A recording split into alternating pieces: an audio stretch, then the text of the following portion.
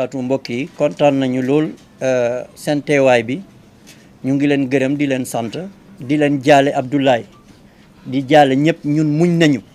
baal nañu ko ak ñu ngi leen ñaan yéen ñëpp étudiants yi communauté universitaire bi sénégalais yëpp ak waa adduna bi yëpp ñu ngi leen ñaan nañu muñ Abdoulaye ñun muñ nañu famille bi kontaan na lool ci teewaay mbokk yi depuis lii am maa ngi cité docteur Abdoul Aziz Ndiaye bi fi nekk également docteur Abdoul Aziz Bari ak waa COUD ak waa commune service social université bi ñoom ñëpp teew nañu depuis le début kontaan nañu trop ci ñoom ñu ngi leen di ñaanal yàlla na leen yàlla fay yiw famille bi muñ na ñaan na leen na ngeen muñ ñu ngi aussi massaw ñuy gaañ fàtte naa ko sànq ci kàllaama français y a eu beaucoup d'étudiants qui sont blessés ñu ngi ñaan yàlla ñu may leen wér ñu ñaan yàlla aussi lu mel ni bu mu amati Sénégal yëpp dëgg dëkk bi yëpp moo yëngu fu mu nekk ni ñëpp ñoo am méttetlu famille bi mu ngi remercier autorités yëpp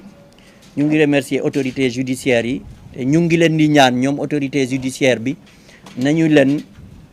ñaan pour ñu wax ñu exactement naka la Abdoulaye faatee ci biir université xamuñu ko ba léegi naka la faatee suul nañu ko mais xamuñu ba léegi naka la faatee ci biir université ñu ngi leen di remercier bu baax asalaamaaleykum wa rahmatulah wa barakaatu. jot ngeen koo am rapport autopsie bi ak lan la leen fësal ci ay information ci génn am na. comme li ma leen wax rek dégg ngeen ko jotuñu dara pour le moment ñu ngi xaar ba léegi jotuñu rapport d'autopsie bi ñu ngi xaar asalaamaaleykum wa rahmatulah wa barakaatu. mais dañu doon wax aussi que seen doom ji dafa amoon asthmatique la quoi est-ce que c'est vrai. ñoom Abdoulaye amuloon asthme. donc loolu moom mooy li ci des yëpp pour ñu ngi xaar autorité yi kon ke def nañu autopsie ñun ñu ngi xaar autopsie bi jotuñu ko d'abord jotuñu benn information par rapport aux circonstances du décès ñu ngi xaar appel bi mooy bi ma lancé rek sànq surtout suñu autorité judiciaire yi maa ngi leen di ñaan pour ñu wax ñu Abdoulaye naka la faatee ci biir université de Dakar parce que xamuñu ko ba léegi. c'est-à-dire li jaaxal nit ñi mooy le fait que ñu jël ko ba denc ko te rapport autopsie ba tey génnewul ko jotagoo ci loolu moo xaw a leen ci bokk sénégalais le fait que ñu denc ko. waaw ñu denc ko te jotalee rapport. waaw ñun am nañu confiance ci justice sénégalaise bi am nañu confiance ci ñoom incha allah xam nañu ne dañuy jot lépp ci décès bi ñu ngi leen xaar on leur fait confiance et nous attendons qu'ils nous reviennent par rapport aux circonstances du décès de Abdoulaye. Je vous remercie. À votre connaissance, est-ce qu'une enquête a été diligentée sur les circonstances de la mort d'Abdoulaye? Je pense que les enquêtes sont en cours. Beaucoup de personnes ont été entendues. On est en train d'attendre. C'est pour ça qu'on vous a dit que nous sommes en attente et nous faisons confiance à la justice.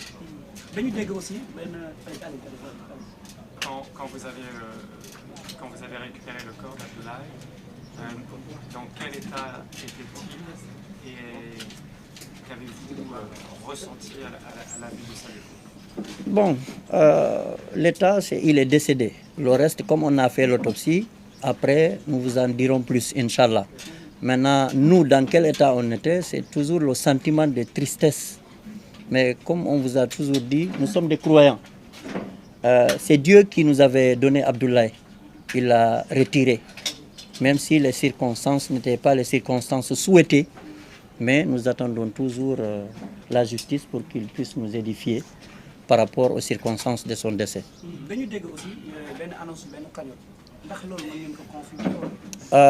Pour le moment, ñun dañoo nekk ci deuil xamuñu dara lu xew lu nekk mun na am donc initiative mun na jóge fu ne mais fu mu nekk nii ñun dañoo nekk ci deuil bi loolu moo ñu gën a amal solo pour le moment. Ban témoignage nga def ci xale bi di Abdoulaye? Le témoignage, Abdoulaye a été un garçon très brillant, très bien éduqué. Pour ceux qui le connaissent, Abdoulaye a été un soutien pour sa chère maman qui est à côté. C'est très difficile pour moi de parler de lui. Il est né devant moi ici en 2005. On l'a baptisé ici à Grayoff. Nous avons cheminé ensemble depuis sa naissance jusqu'ici. il fait partie des garçons qui fait la cuisine pour sa maman. Abdoulaye a été un fils irréprochable et exemplaire. Donc c'est le témoignage qu'on peut avoir de lui. Abdoulaye dafa nekk doom ju baax bu yaru bu mun a jàppali yaayam. Abdoulaye daf doon togg sax bokk na si doom ñi nga xamante ne doom yu góor ñi nga xamante ne dañuy toggal seen yaay yaayam lépp lu muy yëngu Abdoulaye def siy jàpp loolu la ñu mun a seede si Abdoulaye mu jullite mu yaru bu baax musuñu ko xam si fitna loolu la ñu mun a seede si Abdoulaye. kañ la gëj si kër gi comme ça comme dëkk fi woon kañ la fi gëj. non dafay ñëw régulièrement dafa waroon jour boobu dafa waroon ñëw ngoon dafa wootante ak yaayam dafa waroon ñëw ngoon donc yàlla dogal ñëwul waaw. amiin Abdoulaye dafa calme tellement magam bi mu ngi fii moom aussi médecine lay def mu ngi 4e année fale collègue am yi ñi mu bokkal chambre léegi la ñu fi jóge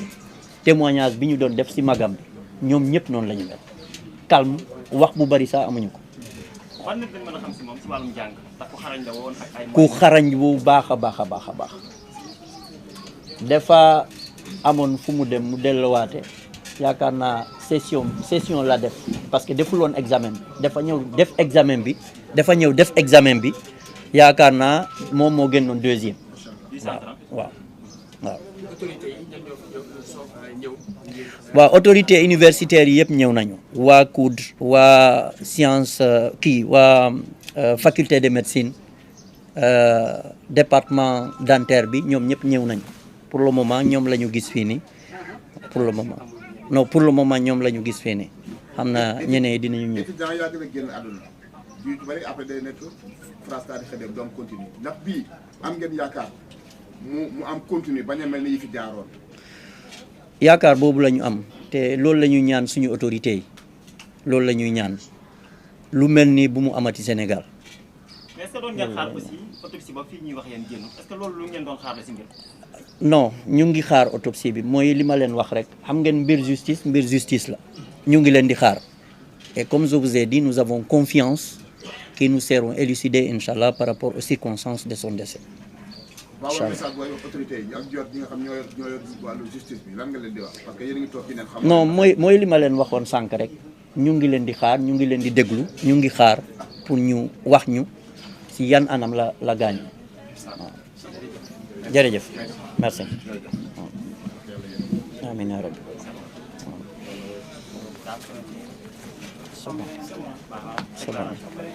c'est bon merci. Mamadou Diouldé Ba waaw.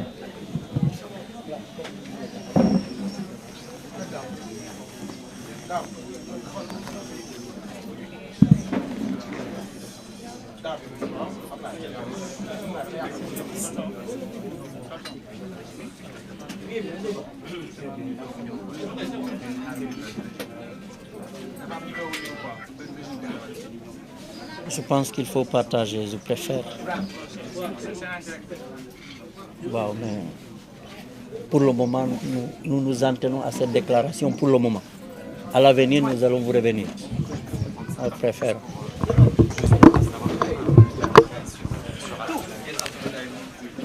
ñu ngi leen di nuyuwaat mbokku internet yi nga xamante ni ñoo ñu doon topp ci Sénégal 7 xam ngeen ni tey ñu ngi woon fii ci diwaanu Grand Yoff ñëwoon fii ci deewu ki nga xamante ni mooy Abdoulaye Ba tey nag famille bi ñëwoon convoqué ñi nga xamante ne ñooy presse bi ngir rek am déclaration bu ñu doon def ngir rek lépp lu jëm ci décès boobu nga xamante ne ñeel na seen doom waaye tamit aussi rek di def appel ngir di wax rek ni autopsie bi nga xamante ni boobaag léegi ñu ngi koy xaarandi gisaguñu benn résultat bu mu génnee waaye enterré nañu ki nga xamante ni mooy Abdoulaye Ba loolu nag mu am ay témoignages yoo xamante ni def nañ ko ci ki nga xamante ni mooy aji dem gi ci mbaaxam waaye yiwam waaye ci ki nga xamante ni xale bu nangu woon jàng xale la boo xamante ni daan na fóotal yaayam daan na toggal yaayam di xale bu am avenir dem na nag nu nangu volonté divine bi nga xamante ni dal na seen kaw ndax nag nee na nu yàlla moo leen ko joxoon waaye yàlla moom ci boppam moo jëlaat li nga xamante ni mooy Abdoulaye Ba waaye tamit di alerter ñi nga xamante ni ñooy autorités yi nu daal di rek jukku daal di fexe la tout ba lii bañati am ndax saa su ne day répété wu saa su ne nu faat étudiant buy jàng ca daara ju mag jooju di université waaye rek du mujj rek fenn te ñun fay faat xale la yoo xamante ni seen waa kër ñoom la ñu yaakaar nuy ay xale yu am avenir donc loolu bu amee am na solo ñoom it ñu def appel waaye tamit di wax rek ni lii na fi gëj ndax doon na loo xamante ni dafa doon lu metti ci famille bi muy dal Ouzin. dégg nañ ci discours bu responsable bu très responsable aussi parce que dès l'instant que ñoom jotaguñu autopsie xëy na mënuñu dugg ci fond dossier bi même li nga xamante moom enquête bi dafa nekk si yoon procédure enquête bi mi ngi en cours donc ñoom aussi mënuñu joxe les détails parce que pour le moment ñu amaguñu les éléments nécessaires pour communiquer à ce sens donc pour man aussi wax nañ benn gis naa benn ngëm yàlla bu nekk si en ci la famille parce que quand il dit que ni lépp ñu ngi ko teg si loxo yàlla et puis lépp baal nañu ñëpp loolu aussi discours bu responsable la c'est vrai que yàlla moom mooy dogal mais teewul nag ñoom ñu ngi interpeller la justice sénégalaise à ce que la lumière soit faite à ce sens c'est-à-dire que ñoom ñu ngi xaar yoon daal di def liggéeyam même si Maître Bamba Cissé j'allais pas dire rassurer les Sénégalais mais en tout cas wax na ni dinañu topp mbir mi ba fa mu wànneen du mujjee gëtëm beneen mbir bi aussi l'observateur xëy na bind benn article pour wax genre de mort bi am na lu mu ci wax bon pour le moment comme la famille les personnes concernées ñoom nee nañ jotaguñu autopsie donc xëy na dinañ ci xam dara mais ñu fàttali ne autopsie bi nag ñu ngi ko defee fi nga xamante ni mooy hôpital Idrissa Pouye bu Grand Yoff autopsie bi nag ci li nga xamante ni maa ngi koy jéem a kii bu fekkee pour jéem ko wax sénégalais yi nga xam ñoom jul alors étudiant bi nga xamante ni dafa daal di génn àddina alors bu ñu constaté ci li nga xamante mooy le défunt a été tué dans sa chambre ci li ñu wax ba léegi ci li nga xamante ni mooy hypothèse ñu doon teg ci yooyu jamono ñu ngi doon wax tamit ni xale bi dafa amee asthme et d'ailleurs loolu moo tax mu posé question bi nijaay ji ni ko ndax seen doom dafa amee asthme ñoom weddi nañ tuuma boobu donc képp ku doon wax ni seen doom asthmatique la woon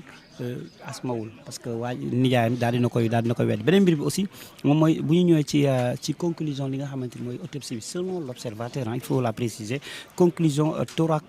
thoraco-abdominale donc postéro-latéral gauche combinaison